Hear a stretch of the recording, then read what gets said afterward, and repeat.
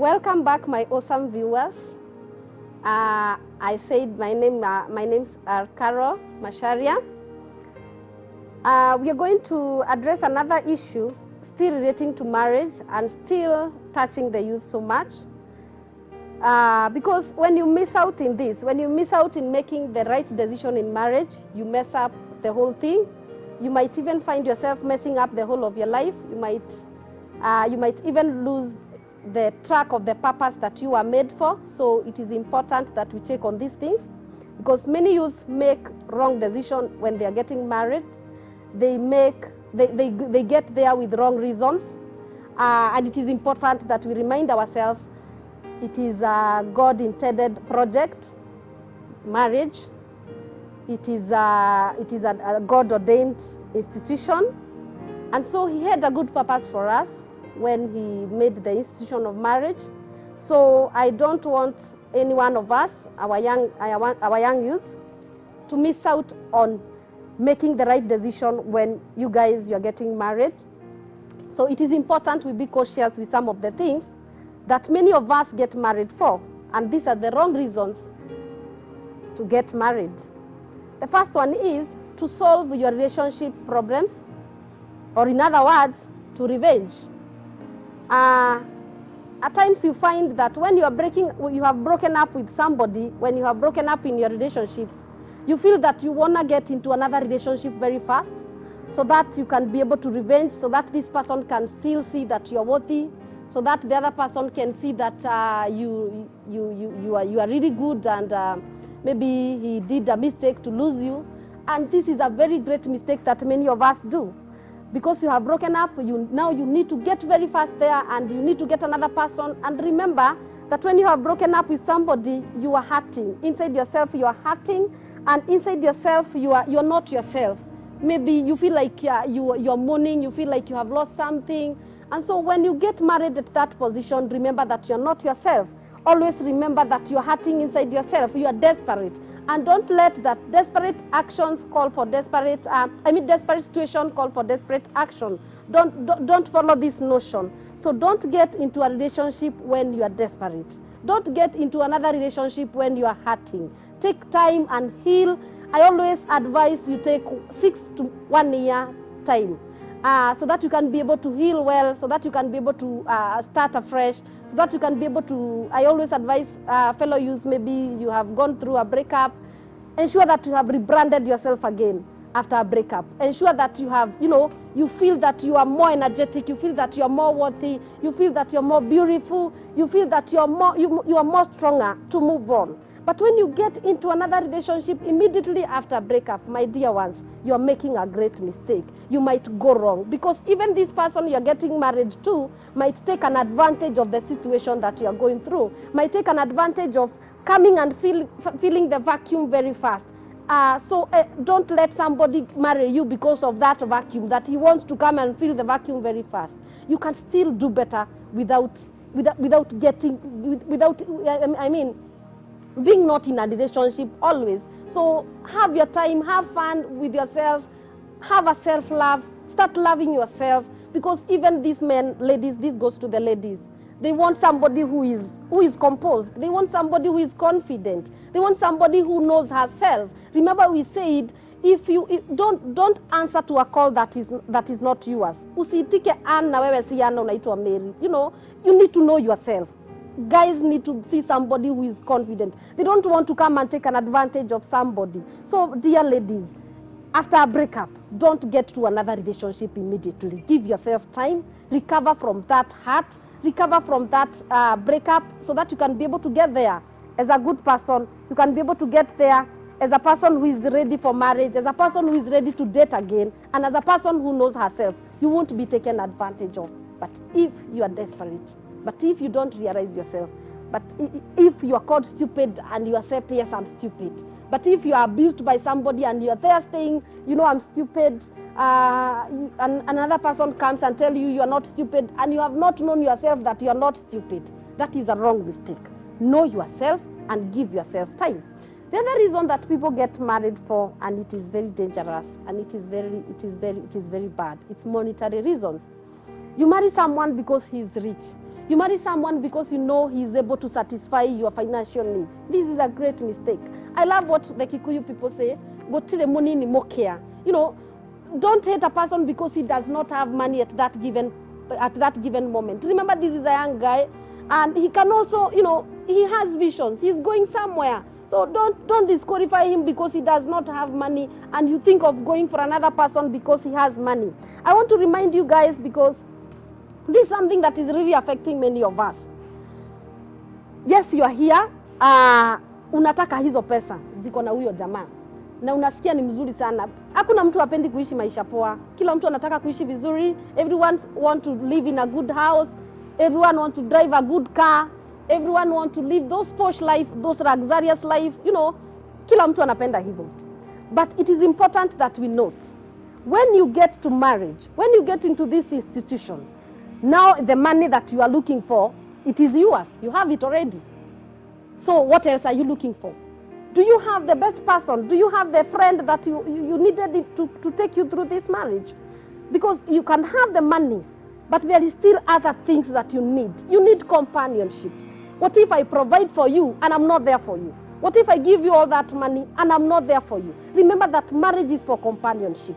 Marriage is for that somebody, you know, the suitable companionship as the first man who was created by God said. Yes, he looked at that lady and he said, you know, she's good, and you know, he had everything. Remember that God gave this person, Adam, he gave him everything.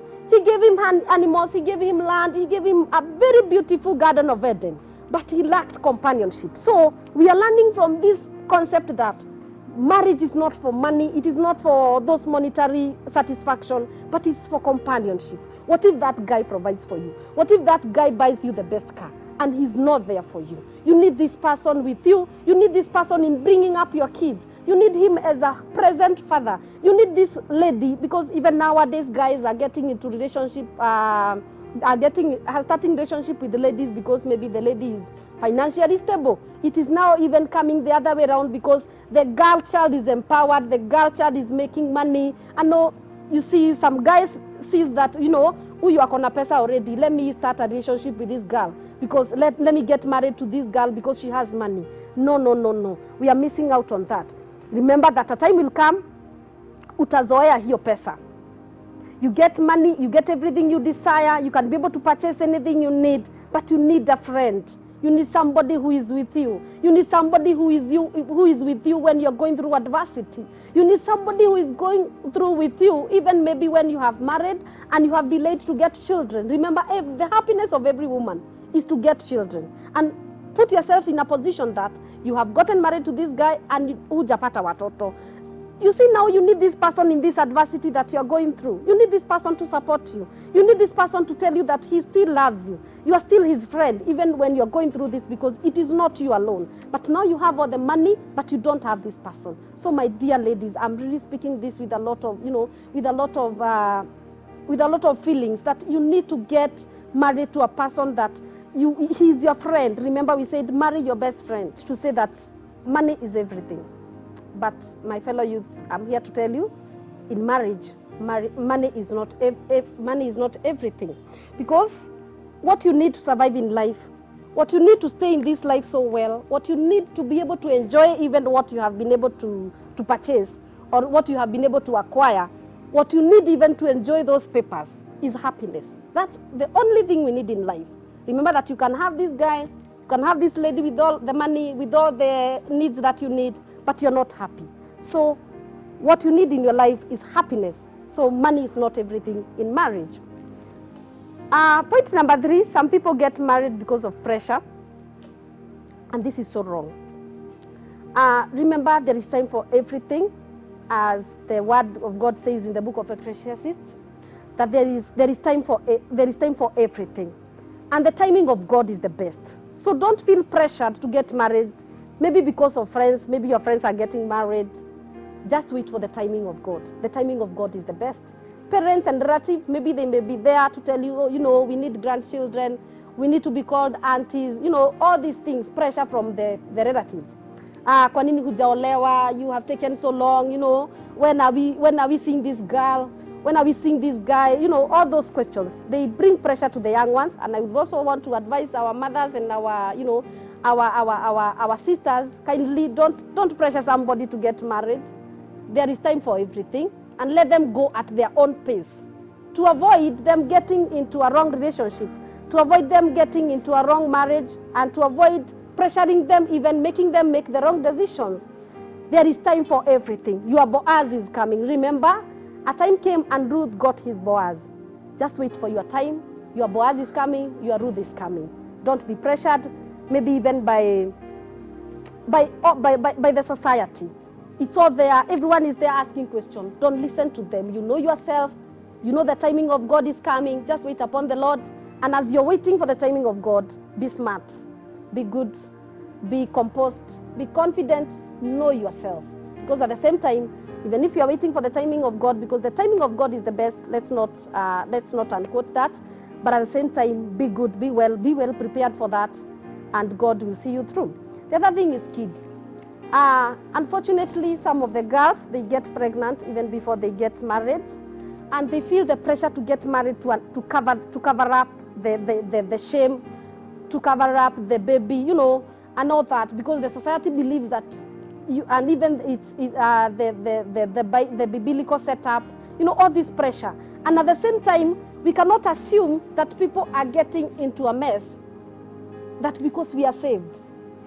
There are people who are getting into this mistake, and we cannot do away with them. We cannot tell them to abort.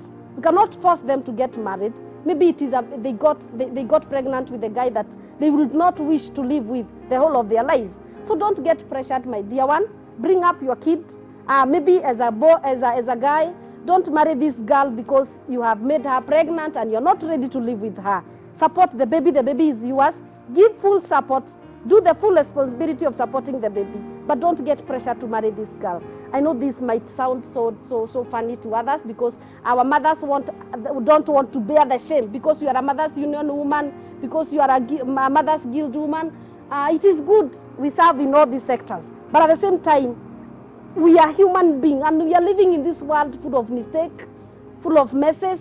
So don't pressure your girl to marry this boy, to marry this guy, or else she's not ready for that because she's pregnant. Bring up the baby, support the baby. The guy also support the baby. The mother of the guy also encourage your son to support the baby, because it is his responsibility. But don't force them to get married, because at the same time, if they divorce, you will also be there to witness. If your girl gets into that marriage, they kill each other, you will be there to cry. So don't force things to happen. And that's why you are seeing there is many killings. There is many things that are happening. There is many divorces, because maybe you got married because of this kid. Let everyone take the responsibility of bringing up the kid, but don't force yourself to get married and to stay with this person, and maybe he's not the right person to live with. The other thing is dream wedding. Hakuna mtu hataki kufanya harusi smart. Everyone wants this dream wedding, this luxurious wedding. You know, my friend did a very nice wedding. You know, I need to put on that gown. I need to be so smart. It is good. It is very important. It is good. It is for the best of us. But at the same time, a wedding is just for a day, but a marriage lasts forever. And this coronavirus has really taught us, because the weddings are being gone by 15 people. So there is no that dream wedding. But there is life after the wedding. It is important to know that. You better break up a relationship than break up a marriage. So even if you're planning for that great wedding, even if you have spent, even if you have budgeted, and you feel this is not the right person, this is not my best friend, don't get yourself there, because coming out is hard, and coming out will come out with so many issues. So for a dream wedding, it is good, it is nice, but at the same time, let's not get there because of the dream wedding. Let's not get there because my friend did a very nice wedding, and the coronavirus has really taught us. It has really taught us that you can do without all those multitudes. You can do without all those motorcade. You can do without all those many flowers, because marriage is for the two of you, but not for those multitude. We will be there. We will celebrate. We will dish. We will eat so well. But at the end of the day, it is you and your man, it is you and your girl in the house. So consider that, and don't get married because you want a dream wedding. Get married because you cannot stay any longer without this friend. get married for such a reason. You feel that this person, I need to stay with him. I cannot stay with I cannot stay without this person. This person is my best friend. I need him. I need him to stay with me. But don't get married because of the dream wedding. The last and very important is lust. Many of us get married because of this sexual arousal. You feel, you feel so, the hormone of the dopamine hormone, the feel happy hormone that you feel when you are with this person, and maybe you get into marriage with the wrong person because of lust. Remember that after marriage, after some years of marriage, dopamine goes down and it needs to be rekindled. You need to be with your best friend in this. So don't get married because you feel you need to sleep with this guy. Don't get married because you feel that you cannot sleep with this, you cannot miss out sleeping with this guy because of lust. In other words, I'm meaning lust. Don't get married because of lust. Because at some times, dopamine will go down. And when it goes down, will you still be ready to stay with this person? At times comes and you feel that this person is too much in marriage. Maybe you have stayed for 4 years and you feel, no. He needs to go out there and walk with men. I feel that I don't want to get into my house because of this lady. That is the time that dopamine goes down. So ensure that you're not getting married because of lust. Get married to your best friend. May God bless you.